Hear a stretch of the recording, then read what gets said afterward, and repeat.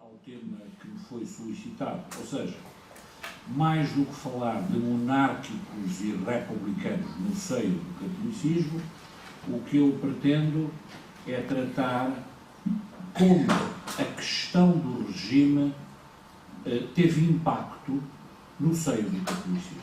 Como é que a questão do regime se pôs entre os católicos nos primeiros anos da República. A implantação da República desencadeou uma vasta campanha anti-religião. O cunho anticlerical da Revolução evidenciou-se muito cedo. Em pleno decurso da insurreição, os carbonários, perante a impotência dos chefes republicanos para evitar desmandos, desencadearam a caça ao jesuíta e ao talaça. Foram assaltadas, saqueadas, queimadas casas religiosas e algumas igrejas anexas. Padres e religiosos foram espancados, veiados, levados às centenas para as prisões da capital e aí sujeitos a interrogatórios, exames fotográficos e antropométricos, na altura muito em voga, para demonstrar a propensão física congénita dos criminosos. E 2 deles, entre os quais o confessor da Rainha e o padre Barros Gomes, foram mesmo assassinados na sua residência em Arroios. E na província, para onde a República fora expedida por telégrafo, na famosa expressão de João Chagas, também houve casos, embora mais isolados, de espancamento de padres. À onda de desacatos perpetrados pela Arraia Miúda, seguiram-se medidas legislativas. Afonso Costa, que ocupava no governo provisório a pasta da Justiça, promulgou uma série de decretos com a ingênua intenção, aliás por ele próprio confessada, de fazer desaparecer do país a religião num espaço de 2 gerações. Repondo em vigor a legislação pombalina de 1759 e 1767 e os decretos liberais de 1834, proscreveu os jesuítas do país, extinguiu as demais ordens religiosas e expulsou para o estrangeiro os que se recusassem a viver secularmente no país. Os bens das ordens religiosas foram arregulados e integrados na posse do Estado. Foram dadas ordens à polícia para prender os padres que andassem na rua com vestes talares para evitar abusos. E deu-se início de imediato à laicização da vida pública portuguesa. A 18 de outubro foram abolidos todos os juramentos com caráter religioso e substituídos pela declaração de honra. A 22 foi suprimido o ensino da doutrina cristã nas escolas primárias, considerado, e cito, incompatível com o pensamento pedagógico que deve regular a instrução educativa das escolas primárias. No dia seguinte, foram abolidos dos estatutos da Universidade de Coimbra todas as obrigações religiosas e foi praticamente extinta a Faculdade de Teologia da mesma universidade com a anulação das matrículas do primeiro ano. A 26, consideraram-se dias de trabalho todos os dias consagrados, excetuando os domingos. E no dia 27, autorizaram-se os governadores civis a dissolverem as mesas administrativas das irmandades e confrarias e a substituí-las por novas comissões. O divórcio foi introduzido na legislação portuguesa a 3 de novembro. A 14 desse mês foi extinta a cadeira de Direito Eclesiástico na Faculdade de Direito de Coimbra. E a 28 proibiram-se as Forças Armadas do Exército e da Marinha de intervirem em solenidades e cerimónias religiosas. Em pleno dia de Natal, decretou-se a exclusiva validade civil do contrato matrimonial. E ao findar do ano, as congregações foram privadas por decreto de todos os direitos relativos a bens e pessoas. Mas a ação anticlerical do governo extravasava o mero âmbito legislativo. A pretexto de se evitarem perturbações de ordem pública, fomentadas, aliás, intencionalmente pelos próprios partidários, várias medidas administrativas complementaram esta ação legislativa. Nos começos de 1911, por exemplo, foram desencadeados ataques contra o movimento social católico e as suas organizações. As sedes de vários centros estudantis e operários, associações e jornais foram assaltadas e defenestradas e logo de seguida encerradas pelo governo a fim de evitar desacatos, como dizia a ordem, e preservar a ordem pública. A par desta ação de desmantelamento do movimento católico, prendiam-se padres a eito pelos mais insignificantes e bizarros motivos. De fevereiro a julho desse ano, 170 padres passaram pelos calabouços. E na Páscoa, como várias procissões tivessem sido perturbadas e dispersas, Afonso Costa reiterou a proibição de se realizarem cerimónias religiosas fora dos recintos, a isso expressamente destinados, sem autorização oficial. A 15 de fevereiro de 1911, foram revogados artigos do Código Penal que atribuíam penas de prisão a quem faltasse ao respeito à religião do reino e privava de direitos políticos por 20 anos quem apostasiasse ou renunciasse à própria religião. 3 dias depois, foi promulgada a Lei do Registro Civil Obrigatório e Remunerado e anunciou-se para breve a separação do Estado e da Igreja. As relações com as autoridades eclesiásticas toldavam-se crescentemente. O Núncio Apostólico, Monsenhor Júlio Tronti, abandonara Lisboa a 20 de outubro, deixando a substituí-lo como encarregado de negócios Monsenhor Bento Aloísio Mazella. Os bispos portugueses, por seu lado, assistiam apreensivos à atuação legislativa de Afonso Costa. Um deles, o bispo de Beja, ameaçado de morte, abandonara a sua sede de Beja e refugiara-se em Sevilha. Por esse facto, foi suspenso de todas as temporalidades por uma portaria ministerial que estipulava as obrigações da autoridade eclesiástica. Sentiram os bispos que deviam intervir. Em fevereiro de 1911, fazem publicar, sem prévia requisição de beneplácito, uma pastoral coletiva, dizendo não poder continuar silenciosos e impassíveis, em tão excepcional conjuntura, consideram que angustiosa, gravíssima, é a crise por que está passando a nossa pátria sob o aspecto religioso, mas que, se a situação presente é triste e amarga, não é, porém, insólita nem imprevista. De acordo com a doutrina da Igreja, dizem os bispos que esta não tem predileção por nenhuma forma de governo, nem está enfeudada a nenhum regime.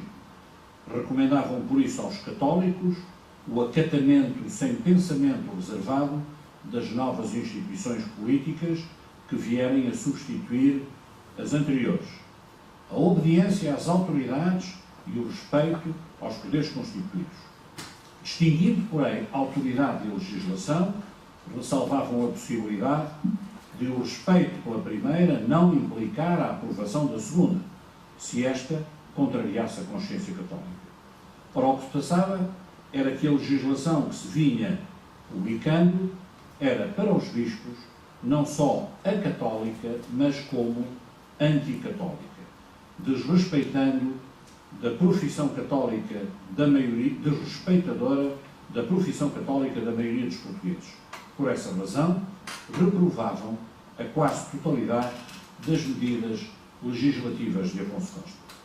Exortavam, no entanto, os bispos, os católicos, a encarar com serenidade os acontecimentos e a professar corajosamente em público a sua fé e a aceitar as diretrizes da Igreja, não só em matéria de fé e de moral, mas também no que tocava à vida pública e aos deveres sociais.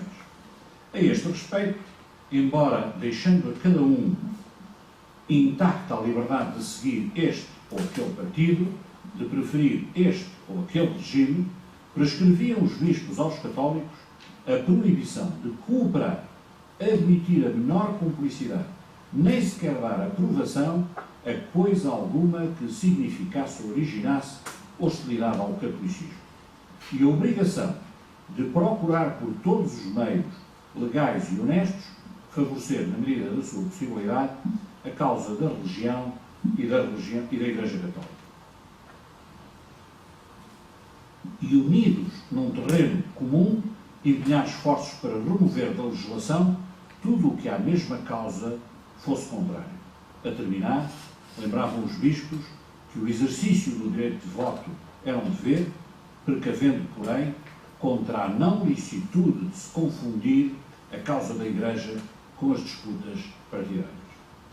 Globalmente considerada, a tomada de posição dos bispos, se bem que crítica e denunciadora, era moderada e tranquilizadora para os católicos, abrindo até uma oportunidade ao poder recém-constituído de entendimento. Não o entendeu assim por razões políticas Afonso Costa, cuja resposta à Carta Coletiva dos Bispos consistiu na proibição da sua leitura nas igrejas, alegando que o beneplácito não fora solicitado às autoridades civis, bem como na destituição dos desobedientes. O Bispo do Porto, Dom António Barroso, viu-se dessa forma expulso e desterrado da sua diocese Cineria a 7 de março e a sua sede episcopal foi declarada vacante pelo governo. Era o início de uma investida contra as próprias autoridades eclesiásticas que levaria, em menos de 2 anos, ao desterro a quase totalidade dos bispos das suas dioceses. Os bispos, confortados, porém, com as congratulações papais pela publicação da pastoral, dirigiram-se então, em finais de março, a Afonso Costa, pedindo o regresso às suas dioceses dos bispos de Beja e do Porto. Era a última tentativa de bloqueamento da deflagração da questão religiosa.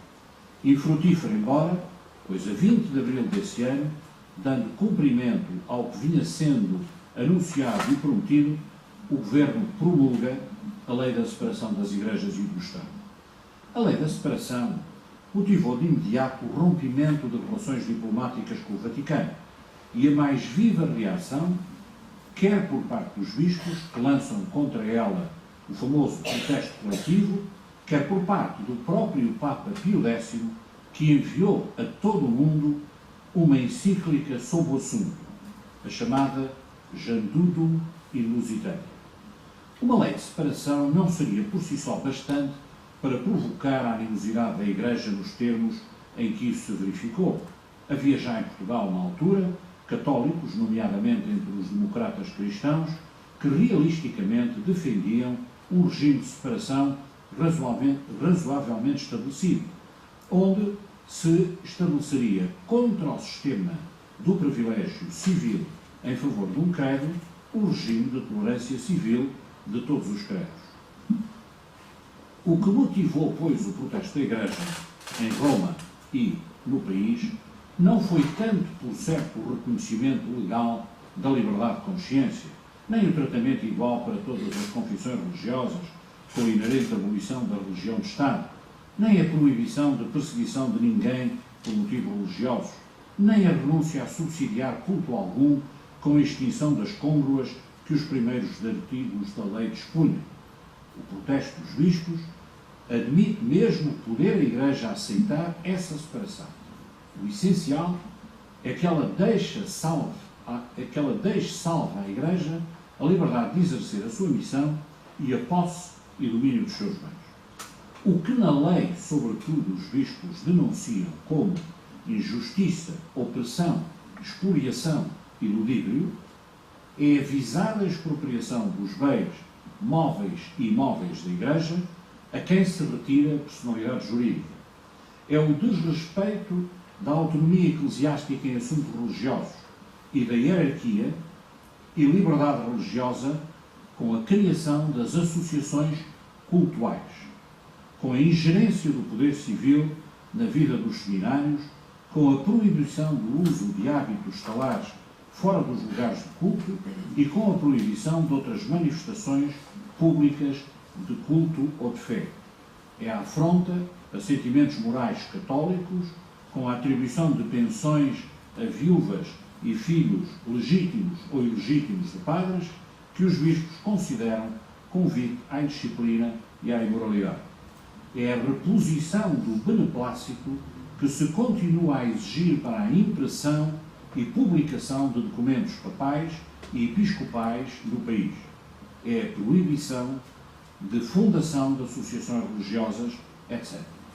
Dias depois, aliás, o Papa corroboraria isso mesmo, atacando a lei da separação, a expoliação da Igreja de todos os seus bens e a opressão do poder espiritual pelo poder civil que se intromete na vida interna e constituição da Igreja, limitando-lhe a liberdade de atuação.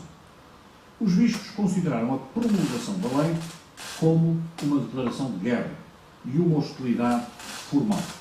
Recusaram-se, porém, a responder com a sedição ou com a revolta, preferindo responder com a queixa e com o protesto.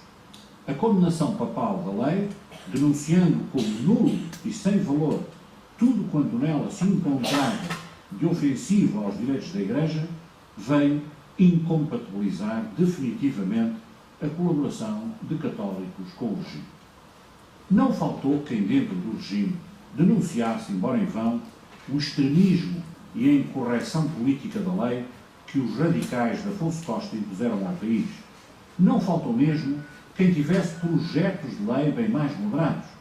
O facto é que a questão religiosa estava reaberta, com as consequências políticas facilmente adivinháveis. A aproximação dos católicos das forças da oposição ao novo regime, com a consequente instrumentalização da consciência religiosa ofendida. A identificação da oposição monárquica com a insatisfação católica, atacando esta por aquela. O desmoronamento da organização católica e a inevitável politização orgânica do movimento católico. A lei entrou em vigor a 1 de julho, criando-se para a supervisar uma comissão central. No entanto, as resistências à sua concretização excederam as expectativas do governo. A maioria do clero optou pela subordinação às autoridades religiosas. Apenas uma minoria aceitou as ludibriosas pensões com que o Estado procurava retirar o clero da órbita eclesiástica, apesar de sucessivos adiamentos de prazos para a sua requisição, acabando o governo por estendê-las a sacristães, músicos e sineiros, à falta de padres que as aceitassem. As cultuais não conseguiram congraçar a colaboração considerada sacrílega e cismática de leigos, nem o acatamento de padres. A própria expropriação de edifícios encontrou resistência. O fracasso da primeira incursão monárquica de Paiva Couceiro fez com que, a 1 de outubro, no Porto, em represália, o seminário e o Paço do Bispo fossem assaltados e a sede da Associação Católica fosse alvo de uma tentativa de incêndio. No entanto, a reabertura de hostilidades, de forma sistemática e oficial, dar-se-ia com o início do consulado de António Macieira na Justiça, que no curto espaço de tempo que medeia do seu início, em novembro de 1911, ao seu termo, em junho de 1912, desterrou por 2 anos dos distritos das respectivas dioceses ou limítrofes nada menos que 9 bispos ou governadores de bispados, ou seja, a sua quase totalidade, bem como toda uma série de padres que, à mínima suspeição, eram acusados de conivência com a subversão monárquica e incriminados por compromisso nas tentativas de restauração do regime anterior. Com a nova tentativa de aplicação da lei de separação desencadeada por António Macieira, multiplicaram-se as desobediências civis dos católicos, com os bispos à frente. Tratava-se ainda, porém, de uma pura forma de resistência passiva. Não tardaria que os católicos passassem à ofensiva.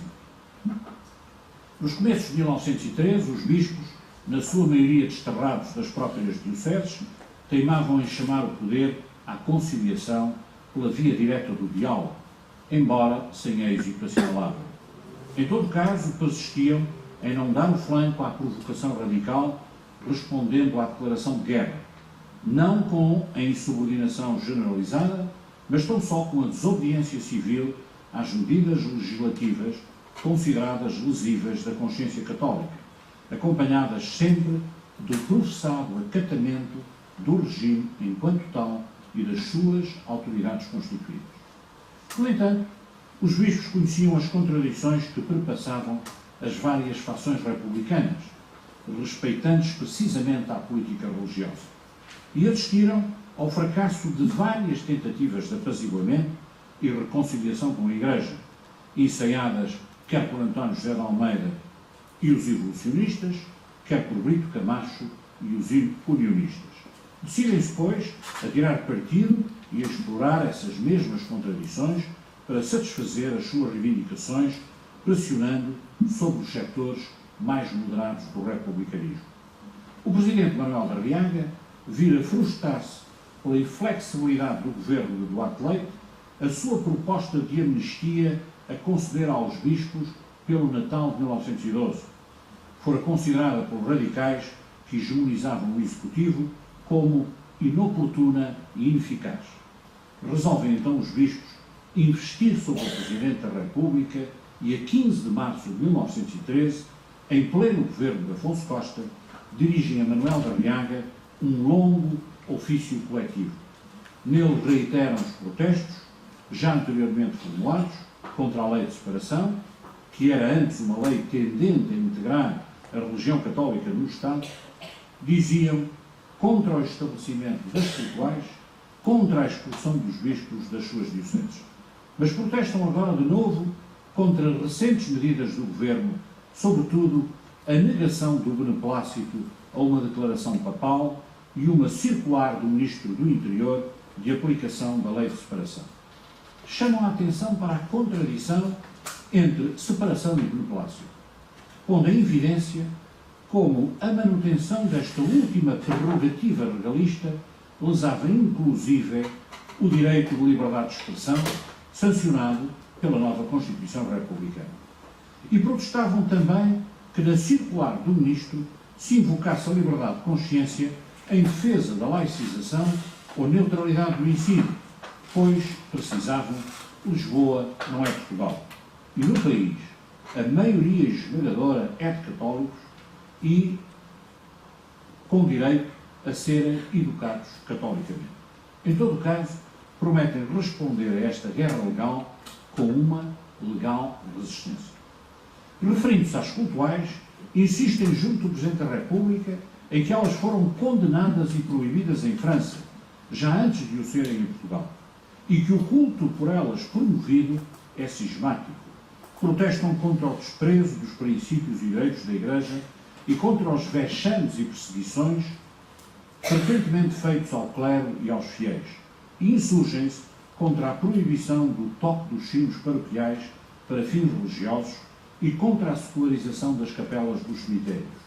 Terminavam considerando que o epíteto de reação clerical que contra ele genericamente se lançava ou lançara havia dias Afonso Costa no Parlamento era uma incriminação afrontosa, pois as palavras deles foram sempre de correção e serenidade e os atos inspirados pela sincera consciência dos nossos deveres e pelo rigoroso cumprimento da nossa missão. E que, por isso mesmo, têm sido acusados até de demasiado respeitadores da autoridade civil. E reafirmavam, por último, que nunca tinham tido nem tinham intenção de excitar os humildes sacerdotes e os fiéis à guerra civil. Antes apontavam para um acordo estável entre as atuais instituições e os inaferíveis direitos da Igreja. A par desta exposição ao Presidente da República, os bispos dirigiram aos católicos portugueses uma carta que será conhecida como Apelo de Santarém, por nessa cidade se terem reunido e assinado o documento a 10 de julho de 1913. O apelo parte de uma análise descritiva da situação em que se encontra a sociedade portuguesa, sob o ponto de vista religioso, que os bispos consideram de calamidade cada vez maior e de luta dia a dia agravada para o catolicismo. falam de tentativas para divorciar o povo português da religião, de atentados sacrílegos, de encerrar e despojar templos, de profanar cemitérios e imagens sagradas, de arrasar e demolir cruzeiros, de vozes blasfemas, da escola transformada em fábrica de impiedade e desenvoltura, em oficina de delinquentes precoces, de conjura contra a crença religiosa e da família profanada. Congratulam-se, no entanto, com a nobre e digna atitude do clero em face das chantagens do poder e também com a expansão e entusiasmo da juventude, unindo-se e organizando-se em associações. Mas lamentam a multidão dos indiferentes, dos desalentados, dos tímidos, que não ousam manifestar as suas crenças, que se retraem e ocultam, vencidos pelo desânimo ou dominados pelo terror de zombarias e perseguições. Perante este quadro, entendem os bispos que a necessidade do momento histórico é efetivar a união católica, unir fileiras, congregar energias dispersas, em suma, organizar a ação católica em Portugal, imitando os católicos alemães, franceses, belgas e italianos. E, nesse sentido, apelaram aos católicos portugueses. Apressaram-se, porém, a traçar a natureza, os fins, as condições e os meios dessa união católica. Se bem que o apelo de Santarém tenha sido feito em 1913, só em 1917 se lhe vão sentir efeitos concretos a nível nacional com a estruturação do Centro Católico Português, ramo da União Católica, especialmente destinado à intervenção no terreno político e eleitoral. Afonso Costa estava de novo na presidência do governo e persistia na inflexível aplicação da lei de separação, sem que a reação católica tivesse deixado de ser fundamentalmente passiva. Havia que ativá-la, entendiam os bispos. Nesse sentido, haviam feito já no começo desse ano de 1917, mais precisamente a 22 de janeiro, uma renovação do apelo de Santarém de 1913, reclamando, e cito, a União Católica, estranha e superior às divergências políticas e secundárias, interesses de partidos, e reafirmando a necessidade urgentíssima que os verdadeiros católicos se organizem legalmente e se disponham a tomar parte ativa na vida pública, não para combater instituições, não para fazer vingar este ou aquele ideal político, mas sim e para promover só a reivindicação das justas liberdades e legítimos direitos do catolicismo. Esta participação deveria traduzir-se, por um lado, na aceitação de funções ou cargos públicos e, por outro, no correto exercício do direito de voto, que deveria obedecer aos seguintes critérios: votar, na ausência de candidatos próprios, apenas em quem dê garantias de não ser não só hostil, mas favorável aos interesses católicos. Segundo, nunca preferir um candidato hostil a um candidato favorável. Terceiro, em caso de concorrência de candidatos, ambos favoráveis aos interesses religiosos, optar pelo que inspire maior confiança, de não se deixar vergar pela disciplina partidária. Quarta, em caso de concorrência entre candidatos hostis, preferir o mais moderado. Quinto, quando parecer inútil votar, por parecer certo o resultado da eleição, votar mesmo assim nos candidatos mais dignos por razões de princípio. Os bispos pressionam dessa maneira os católicos a unirem-se numa organização política ou religiosa apta a intervir política e eleitoralmente em defesa das reivindicações católicas. É a primeira vez que em Portugal se aceita e fomenta a ideia de se apresentarem católicos deputados, ou seja, representantes próprios da Igreja no Parlamento e não só deputados católicos. Tais indicações do Episcopado encontram repercussões imediatas ainda em plena fase da agitação pré-organizativa. Nas eleições suplementares de 15 de junho de 1917, os católicos apresentam a candidatura por Braga de Diogo Pacheco de Amorim, que obtém um honroso segundo lugar numa disputadíssima votação. Deu particular ânimo aos leigos católicos este modesto resultado eleitoral. E no dia 8 de agosto de 1917 é fundada oficialmente em Braga o Centro Católico Português, numa Assembleia Geral realizada naquela cidade, convocada expressamente para se delinear um programa de ação e traçar um esboço de organização, dotando-a já de direção. A Assembleia, que estivera já, aliás, marcada para o 8 de maio, mas que se realizou só no verão, abriu assim o primeiro período de existência do Centro Católico, que vai desde a sua fundação à aprovação pelo Episcopado das bases regulamentares de 22 de novembro de 1919. É a fase do seu lançamento e que virá a ser decisivamente marcada e condicionada pela experiência cidonista.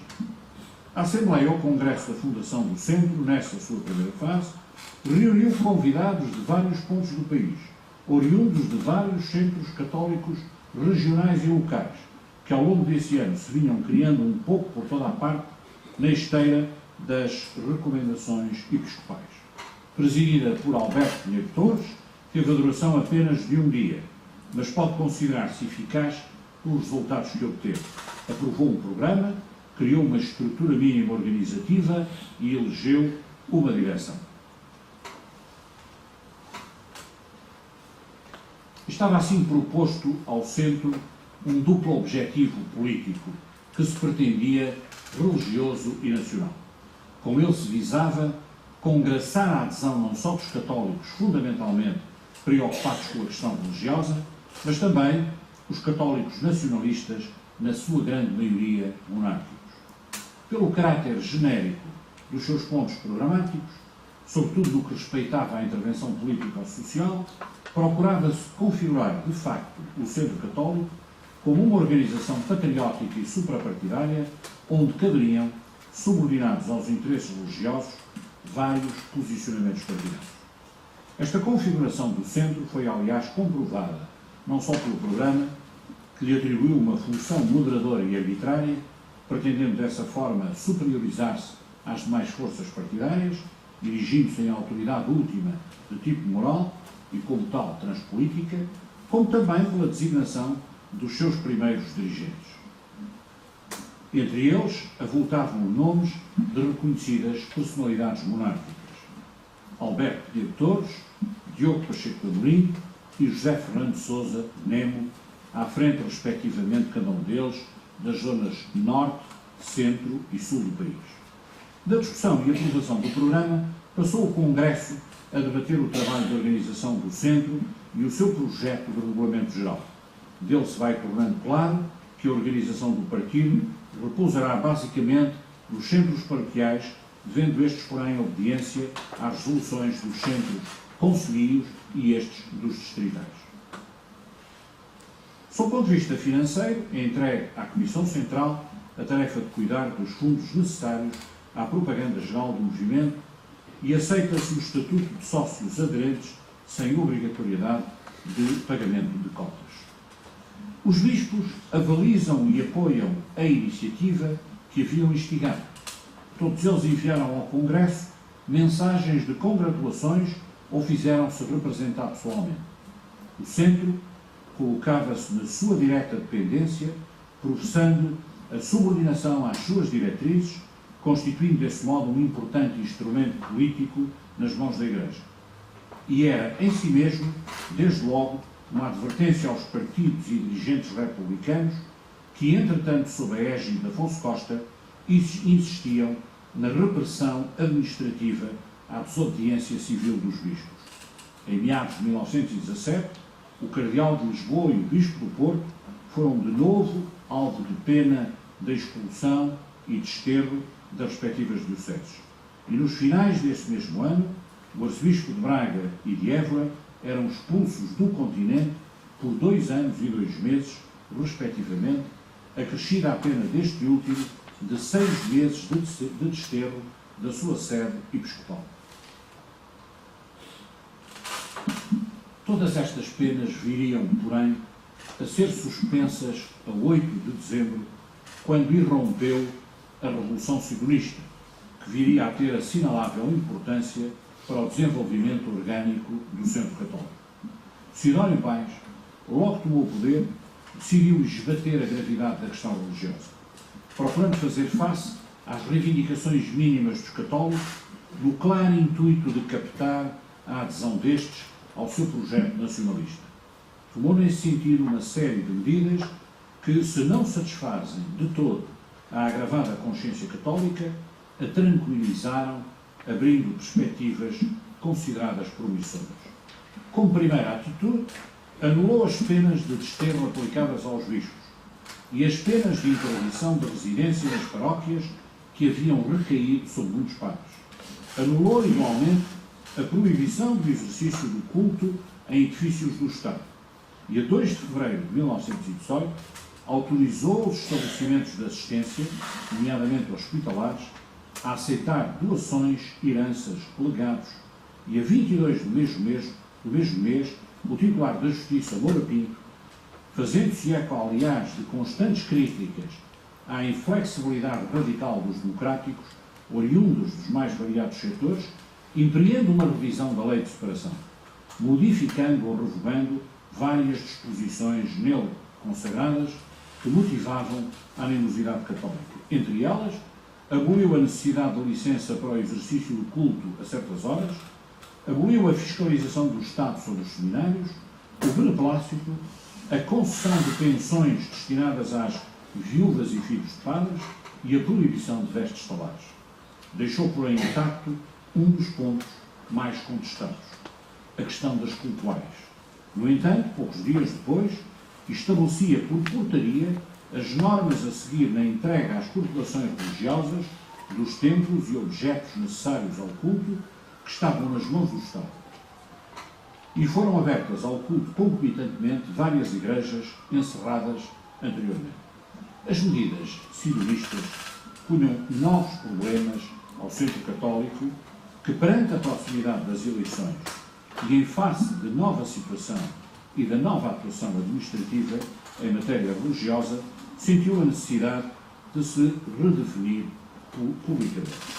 Optou a Comissão Central por dirigir um manifesto aos católicos portugueses em que se considera a Revolução Sidonista como um movimento libertador do país do jugo demagógico. Avalia-se a sua ação em política religiosa.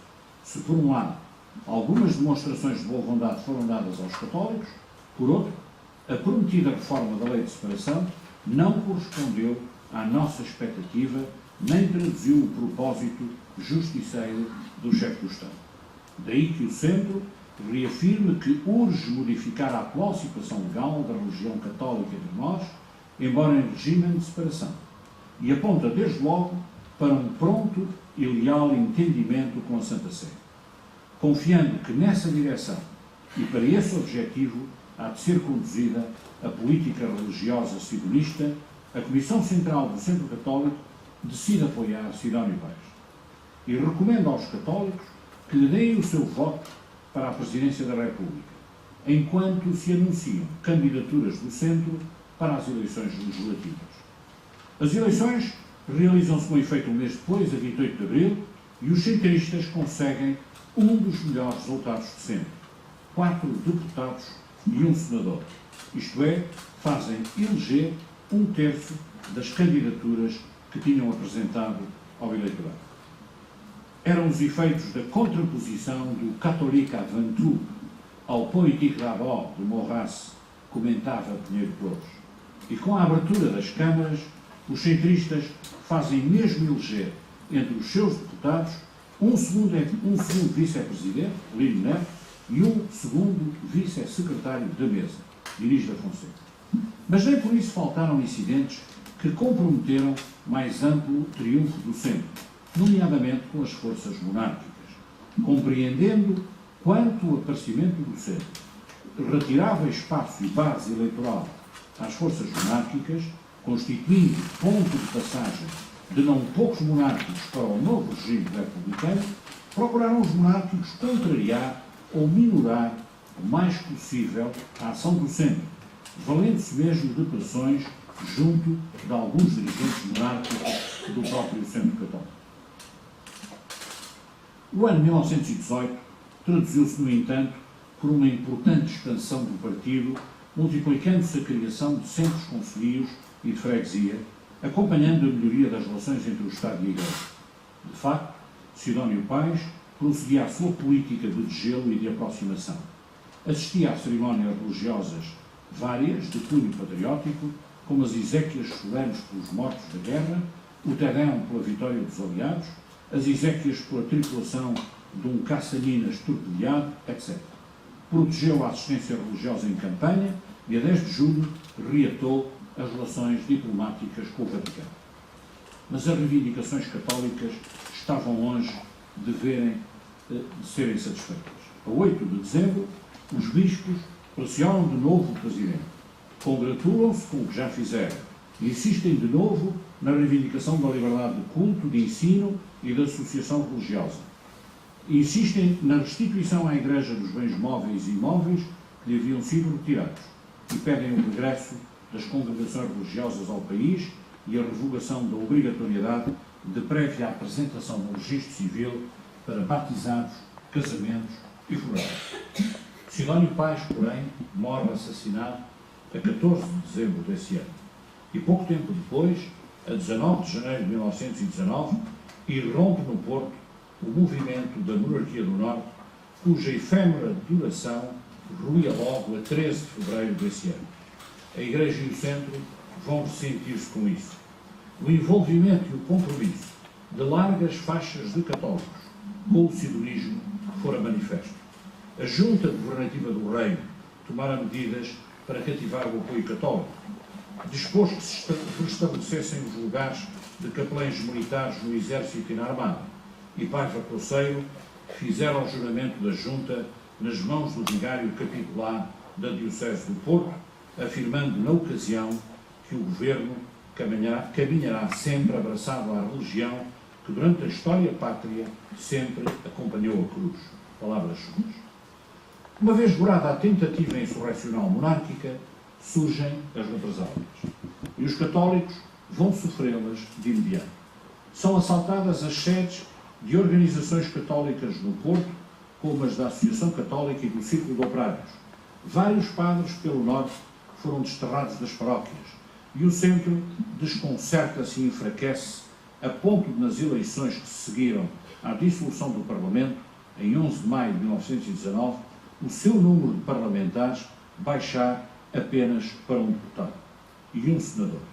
Não terão sido estranhas a tal fracasso eleitoral novos acordos, onde em não poucos casos os candidatos católicos foram de novo preteridos pelos monárquicos ou mesmo por candidatos republicanos católicos, como aconteceu em Viana do Castelo, onde o candidato proposto pelos centristas, António de Oliveira Salazar, cedeu o seu lugar a um padre muito republicano e ao tempo filiado num partido evolucionista, diz o próprio Salazar, mas homem que, sob o ponto de vista das reivindicações religiosas, nos merecia a nós, católicos, absoluta confiança. Fora falaz e movediço o edifício organizativo do centro, inchado com o sidonismo. Impunha-se revitalizá-lo, tirando lições da evolução sofrida. O centro não podia oscilar ao sabor das intempéries políticas, ora crescendo, ora decrescendo, à medida que subiam ou desciam governos, ora afetos, ora desfavoráveis à resolução da questão religiosa. E estava à vista o resultado de um excessivo comprometimento, quer com as forças conservadoras do Partido Nacional Republicano de Sidónio Pais, quer com as forças monárquicas. Importava dar provas inequívocas do acatamento católico oficial das instituições republicanas, das autoridades estabelecidas e passar da resistência dura à colaboração insinuante, ao pressionamento subtil, em suma, à penetração crítica na área da governação, a fim de alcançar os objetivos que o partido se propunha. Por outro lado, impunha-se uma organização própria, coesa, autónoma. O centro vai ser reestruturado nesse sentido. Nos finais de 1919, o centro, vitimado pela ressaca do sidonismo, mostrava bem a necessidade de ser reestruturado e relançado, superando o seu primeiro período de existência, corrigindo os erros que havia pago caro. Para tanto, havia que alterar o seu funcionamento orgânico, a sua direção e a sua linha política tática. Tudo isso vai acontecer no Congresso que reúne em Lisboa, a 22 de novembro de 1919, por ocasião das festas nacionais ao Beato Nuno, com a presença de delegados de 13 dioceses do país, ausente apenas a representação do Funchal, o Congresso formula as novas bases regulamentares do Centro Católico, aprovadas pelo Episcopado, e elege uma nova Comissão Central que, da dispersão dos seus integrantes pela direção das 3 zonas, passa a ter uma composição mais coesa, funcional e independente.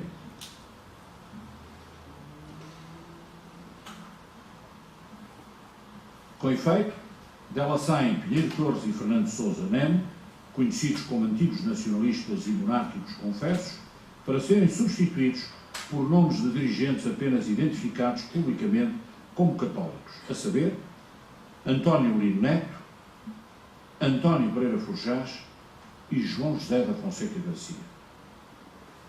Será sob a notável chefia de António Lino Neto que o Centro, desvinculando-se crescentemente da oposição monárquica, se vai aproximar dos modernos partidos católicos e democratas cristãos da época, granjeando dentro e fora do Parlamento o prestígio político de partido democrático que, lutando-se embora com o conservadorismo moderado e centrista.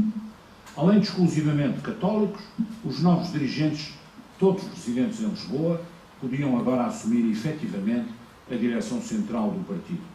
Além disto, o Congresso votou ainda a criação de um órgão de imprensa oficial do partido, com o título A União, de periodicidade semanal, dirigido pelo próprio António Lino Neto. As novas bases regulamentares são, de facto, embora sob forma estatutária, uma autêntica carta programática.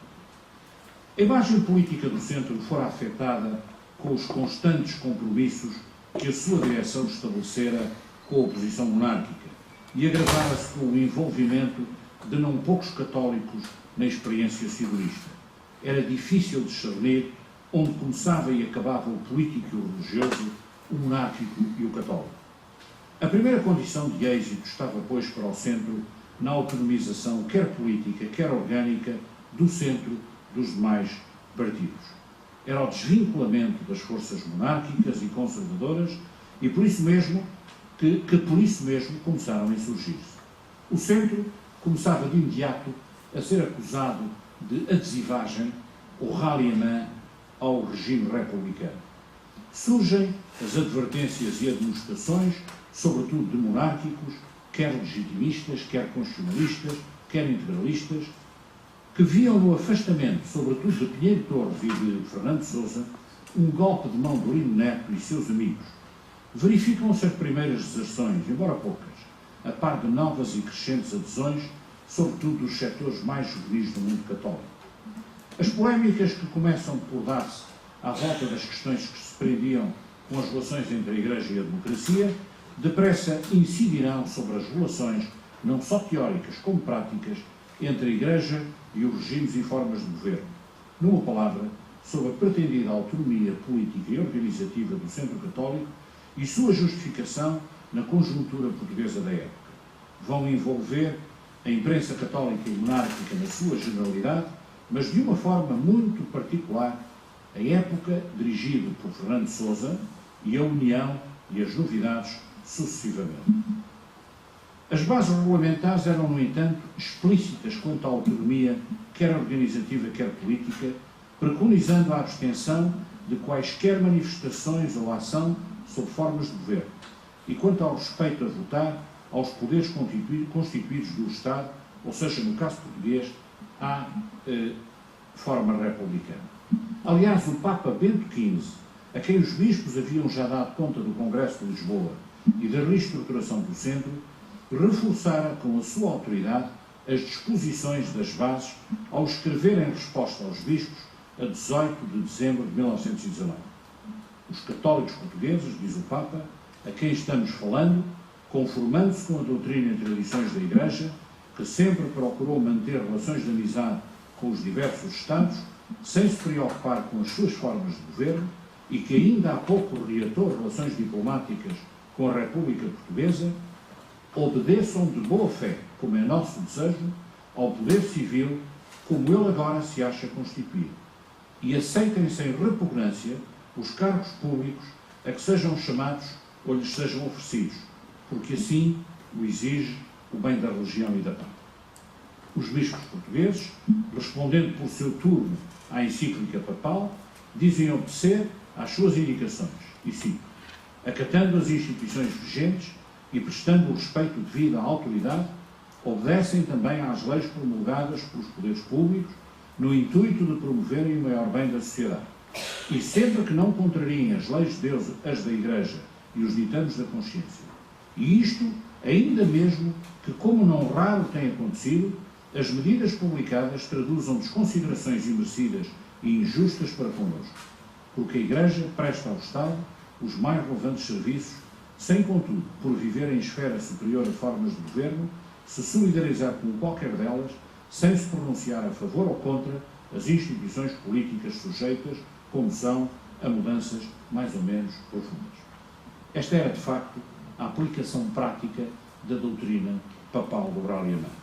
Os bispos existiam numa estratégia de pressionamento cooperante mais que de afrontamento com o poder público, adulterada na primeira fase do centro católico pelos compromissos com as forças monárquicas, a fim de conseguir em troca um melhoramento nas condições de vida e da ação da Igreja. Melhoramento que envolve a alteração de vários pontos que são objeto de denúncia crítica dos bispos. A precedência do registro civil sobre o ato de batismo, a proibição do ensino religioso nas escolas públicas e particulares, as intromissões civis no exercício do culto e na organização e funcionamento de instituições e corporações religiosas, o cerceamento à criação e funcionamento das associações religiosas com funções sociais, no ensino, na assistência e na colonização, e os impedimentos à livre administração das esmolas para o culto. A concretização da autonomia vai-se desenvolvendo, embora não sem resistências, obrigando os dirigentes do centro a repetir e a sublinhar a nova orientação. O problema vai pôr-se com maior acuidade com a realização das primeiras eleições a que o novo centro vai concorrer. A autonomia tem que afirmar-se não só em termos de princípios, mas deve passar à prática, inscrevendo-se no programa e traduzindo-se na escolha de candidatos independentes. Só eles se acreditarão perante os poderes constituídos e perante o país, para reivindicar com êxito as exigências mínimas consubstanciadas no manifesto programático apresentado ao país a 21 de junho de 1921. A escolha dos candidatos do centro, lê-se no manifesto, pressupõe a aceitação por eles de certos princípios e doutrinas que se traduzem praticamente pelas reivindicações necessárias. Dessas reivindicações não consta qualquer preferência partidária ou de regime. O centro apresenta candidaturas para deputados e senadores, se bem que mantendo ainda nomes de reconhecidas simpatias monárquicas e de personalidades com um largo passado de defesa dos interesses da Igreja, a maioria dos candidatos são jovens e CADcistas de Coimbra, da primeira hora. Ocorridas as eleições para a 5ª legislatura, a 10 de julho de 21, o novo centro, dirigido por Lino Neto, entra na Câmara com 2 deputados, um deles, Oliveira Salazar, e com 2 senadores. Iniciado o balanço eleitoral dias depois, os monárquicos acusam os centristas de terem pactuado com os liberais e de não terem apoiado as suas candidaturas onde as não haviam apresentado como próprias, nomeadamente em Lisboa. Mas não foram só os monárquicos a queixar-se. Aos democráticos, significativamente derrotados numa ou noutra circunscrição pelos centristas, respondia a União que o centro, nas últimas eleições, assentou como regra não disputar maiorias contra o governo. Dessa maneira se pretendia ao centro católico afirmar, na sua autonomia, equidistante tanto da chamada demagogia vermelha como da demagogia branca. A polémica em torno das eleições, sobretudo com os monárquicos, recrudesce de seguida, subindo de tom e de temperatura. Atribuem os monárquicos a Lino Neto intuitos de ambição política. O episcopado sente-se então na necessidade de intervir, manifestando a sua simpatia e gratidão a Lino Neto pela forma digna como tem correspondido à confiança nele depositada. A queda do governo de António Granjo, provocado pelo movimento outobrista e a crise desencadeada pelos assassinatos da noite sangrenta de 19 de outubro desse ano, em que foram barbaramente assassinados Machado Santos, Carlos da Maia e o próprio António Granjo, motivaram a dissolução das câmaras. Nas novas eleições, de 29 de janeiro de 22, o Centro, enriquecido com a experiência anterior, vai concorrer de novo, insiste na mesma tática eleitoral e obtém um número reduzido de candidaturas, mas com ausência de alianças gerais e sem concorrências afrontosas. Consegue, de facto, aumentar a sua representação parlamentar, levando à Câmara Lino Neto e mais 2 deputados e ao Senado 2 membros. Conduziram uma campanha voltada para as reivindicações católicas que Lino Neto dividir em máximas e facultativas e para a demarcação cada vez mais nítida da oposição monárquica tradicional, ostentando uma vontade de cooperação com o poder para o melhoramento da legislação e da administração pública. As reivindicações máximas cobriam as tradicionais exigências de liberdade religiosa e de defesa dos interesses católicos respeitantes à família, ao ensino, ao culto, aos costumes, às relações do Estado com a Igreja, à hierarquia eclesiástica. Os monárquicos reagiram à orientação de Lino Neto, acusando-o de nefastos manejos e de não ter a preparação suficiente para o espinhoso cargo que desempenhava. Destacam-se nesses ataques à direção do Centro Carlos Zeferino Pinto Coelho, Alfredo Pimenta, Fernando Sousa, Domingos Pinto Coelho e os jornais O Correio da Manhã e a Época.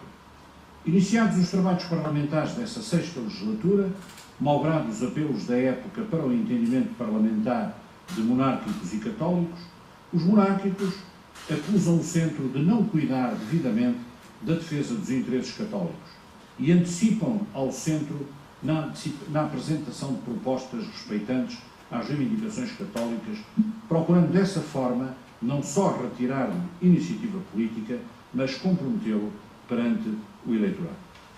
O comportamento parlamentar, assim objeto de crítica por parte dos monárquicos, é justificado por Lino Neto, que responde... é justificado por Lino Neto. Nemo responde-lhe publicamente acusando-o de pretender impor aos católicos o credo republicano e, para isso, aparentar as melhores relações com a Igreja para explorar o preceito genérico de acatamento dos poderes constituídos, dando-lhe uma feição de adesivismo.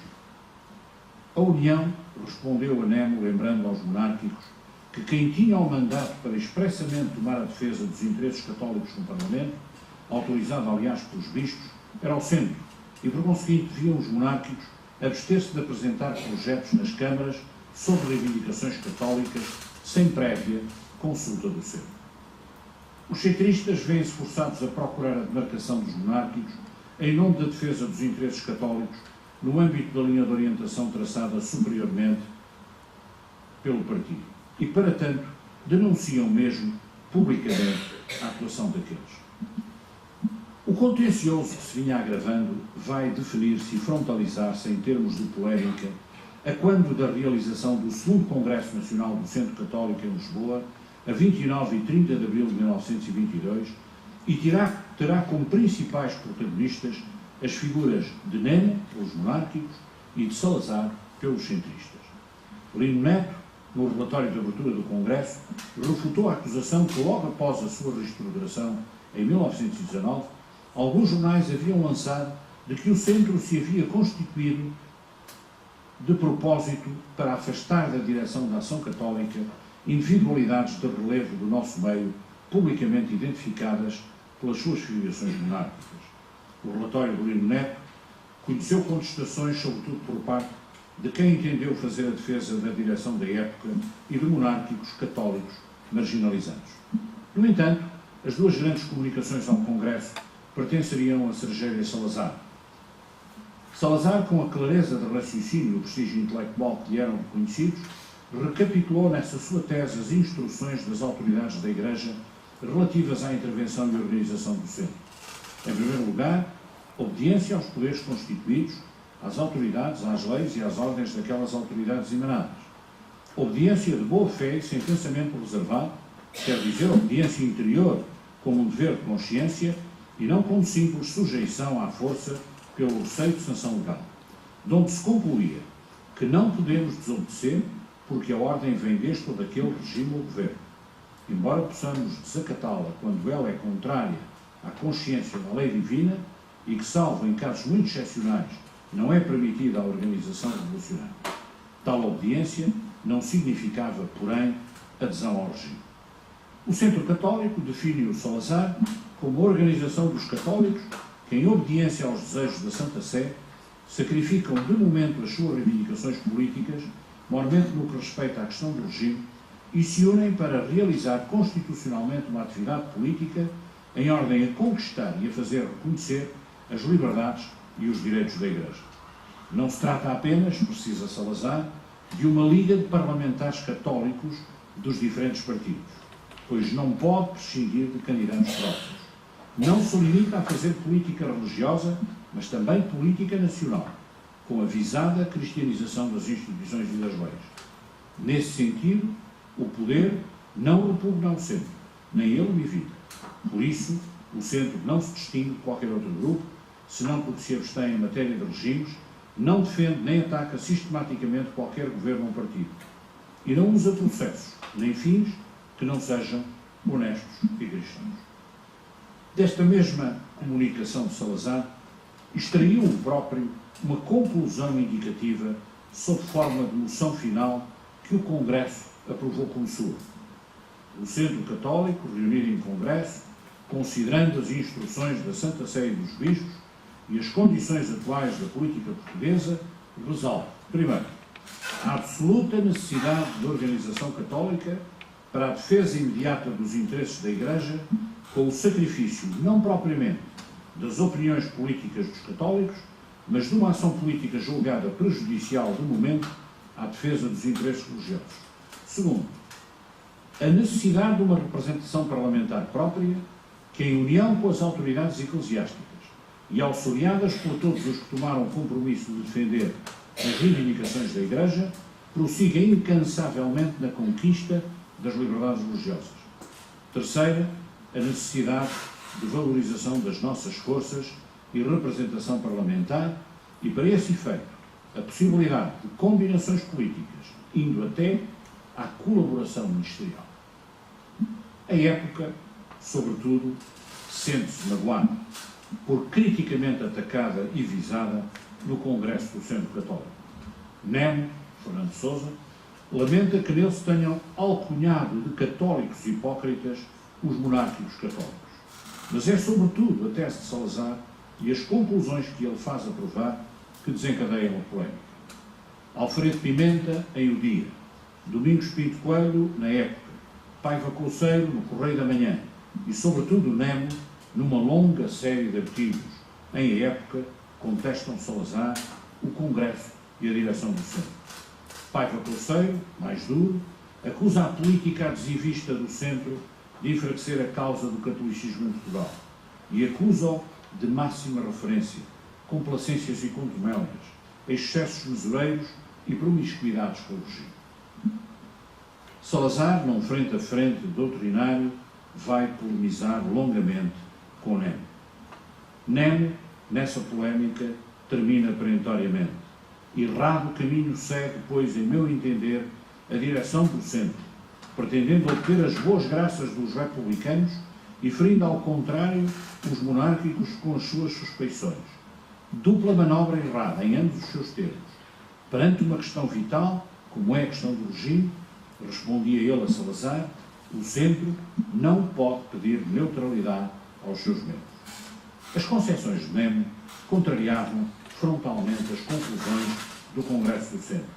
Dessa maneira se declarava formalmente a oposição monárquica ao Partido Católico e com ela a irreverência às disposições superiores que vinham apoiando não só a organização, mas a linha traçada pela sua direção. Recorde-se que o próprio Papa, em pleno auge da polémica, otimamente informado da situação, dizia à União enviar através do Bispo de Porto Alegre uma bênção a Lino Neto, com o claro propósito de autorizar a sua direção. A polémica alargava-se, envolvendo partidários de um e de outro campo e mesmo as suas organizações juvenis.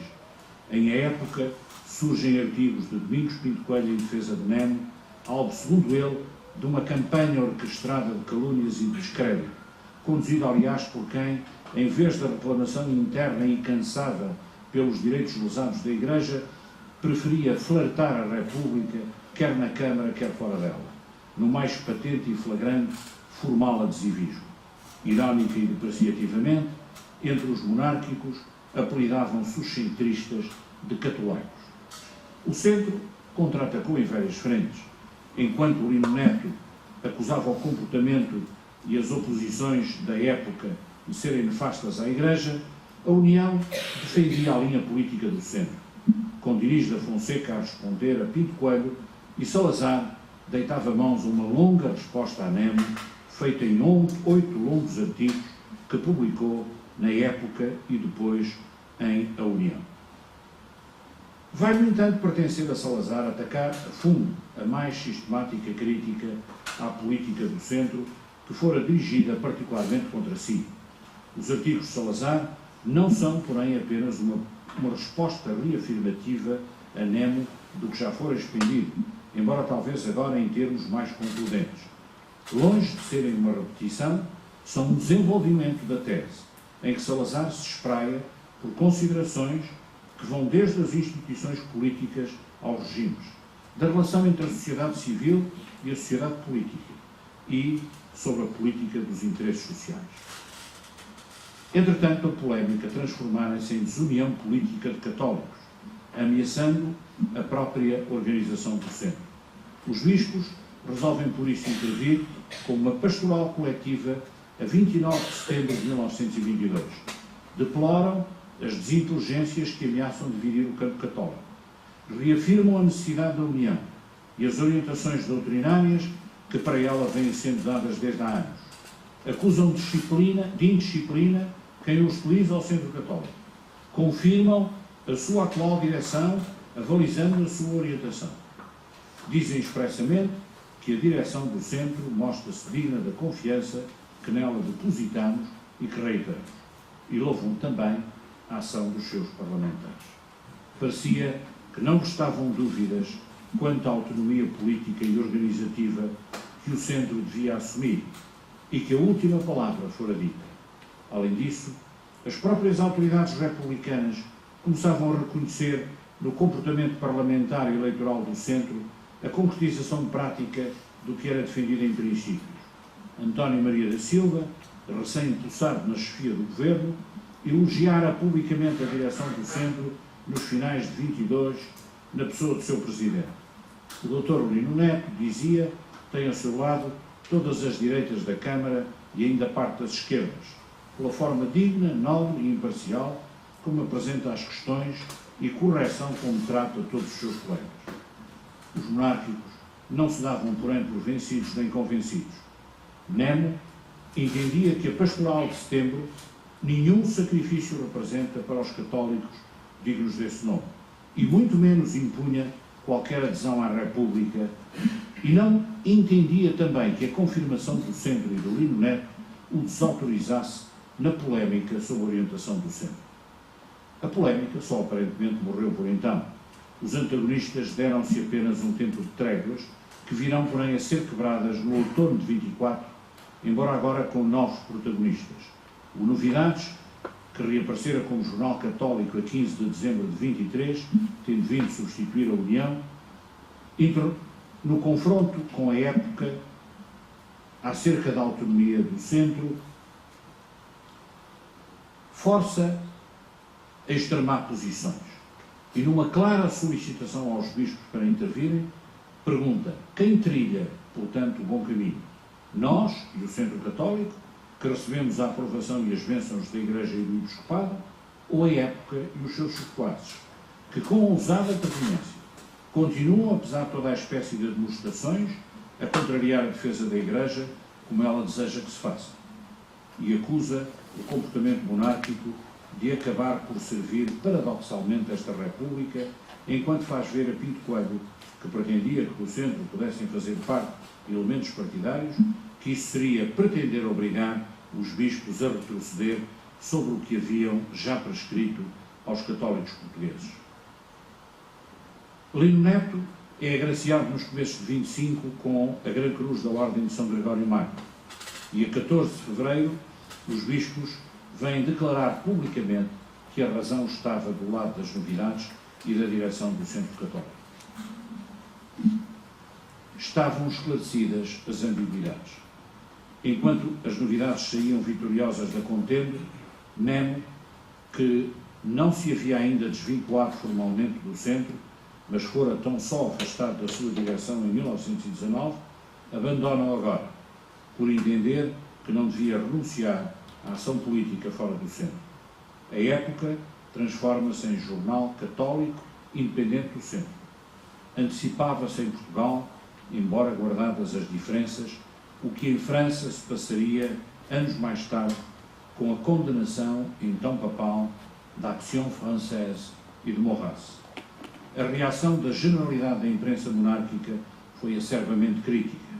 O Comércio de Viseu, órgão da Junta Distrital Monárquica local, onde pontificava o Visconde do Banho, veio ao ponto de dizer que não pode ser contado como monárquico quem aderir ao Centro, e quem, tendo anteriormente aderido a ele, não retirar essa adesão.